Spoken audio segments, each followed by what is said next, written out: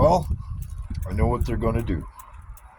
And quite frankly, so should you by now. I've been, from the very beginning, operating from the premise that they can't stop, they won't stop, their crimes are too great. And if I've said it once, I've said it 1,000 times. What wouldn't you do, what wouldn't you say to avoid the penalty for treason? Some people just want to see the world burn. We all know that. But the trick is, how do you manipulate those type of people into doing your bidding for you? We've seen it. We've seen it already during the George Floyd riots. That situation was misrepresented and twisted into what they wanted: violence and riots. So, what's going to happen?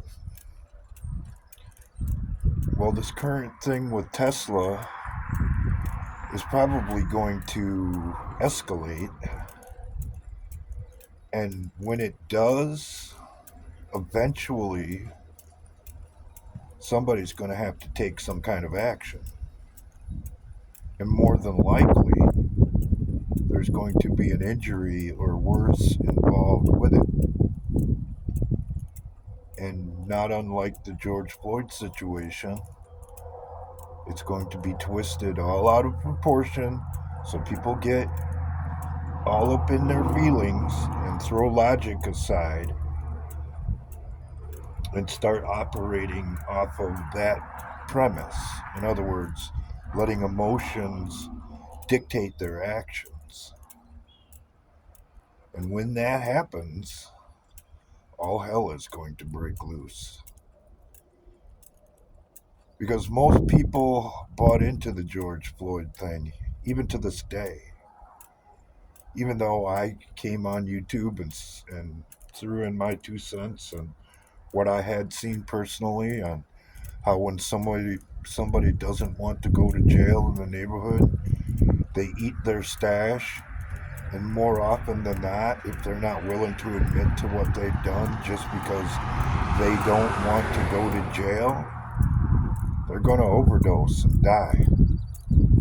That's what happened to George. And there ain't no telling how badly they're going to twist things so that the people who want to see the world burn feel justified in burning it down.